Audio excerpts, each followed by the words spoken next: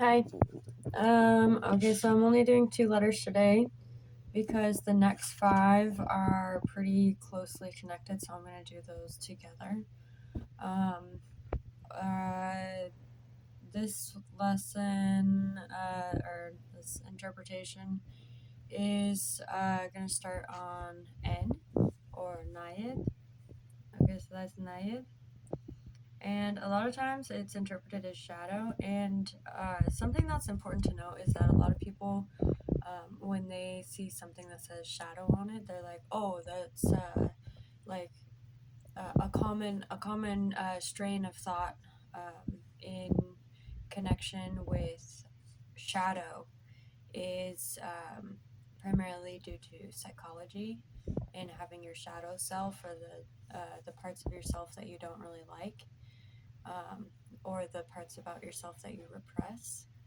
Um, this is not really the interpretation of shadow that I tend to um, base this rune, Nayad, off of. And that's going to be for like one main reason, and that's going to have to do with the shape and the fact that it's a shadow. So, if you think back to like algebra and calculus, or I mean, it's in algebra, but let's see. So on a graph, you've got x, y, and z. Z is like the plane that allows for depth. And if you're not really looking at the y plane, then you can see that z, or the shadow, creates depth and dimension. Okay, so that's Nayad. Um, and luckily, like algebra is required for a lot of people. But yeah, so next is M. That's gonna be Manas. M. This one is typically translated as man, self, or the greater body. Atman is a term used a lot in Hindu, but also like pre-Hindu spirituality. Um, and that was with the creation of the Vedic texts. And Atman is a word that is used to describe the difference between an individual self, or an individual personality, and the greater self. So, like the personality that is a combination of all personalities within. Um, and let's see. So, I'm going to skip down to the bottom there. Spheres of collectives. Okay, so each person is their own collective, because within your body you have different, you can go by different chakras or different energy centers. You also have different cells inside of your body that work a specific role. And then you also have different aspects about yourself. And a lot of times I like to go off of the astrological natal charts. And with the astrological natal charts, it's very interesting to see how each one of those planets has a different impact upon your expression of your personality. And if you were to look at each one of those individual like intricacies, depending on how you behave in certain areas, so say you behave a certain way with yourself, and then you behave a certain way when you're at home with your parents, and then you behave a different way with your siblings, and then a different way with your friends or coworkers, or etc.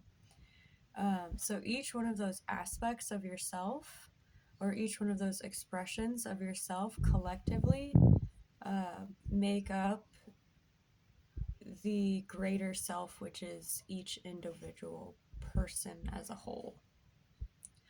Okay, so a lot of people also think about this from a larger sphere, and that's going to be a little bit more of a common way to think about it is about how each individual member of an ecosystem makes up the whole of the microclimate, or each individual person on a sports team makes up the whole of the sports team.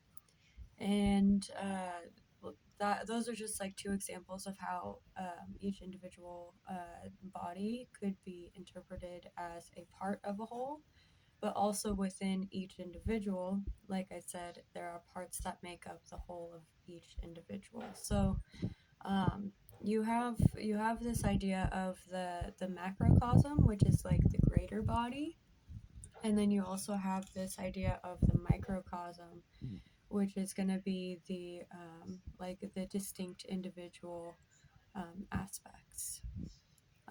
And when you're able to actually um, like interact with those on a personal level within yourself, then you yourself become the macrocosm, and each one of your individual aspects becomes a microcosm within yourself. So it's like you as the universe, um, which is a pretty common way of speaking. But let's see. So Manas, we're going to look at the shape now. The shape of Manas could be two different interpretations of how that shape is made up.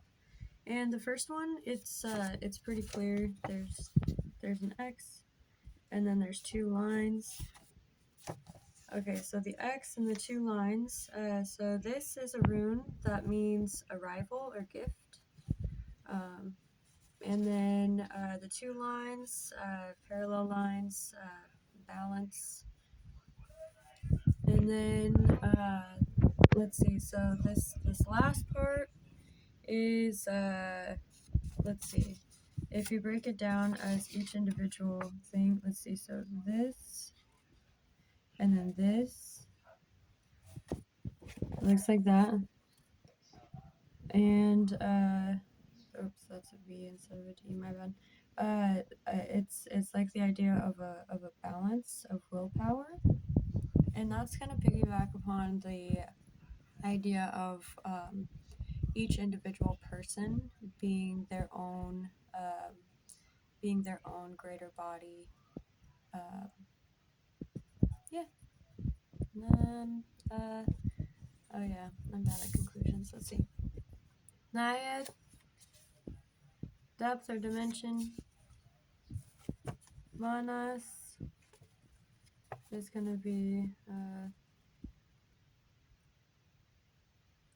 a center of balance within a group. Okay, that's it.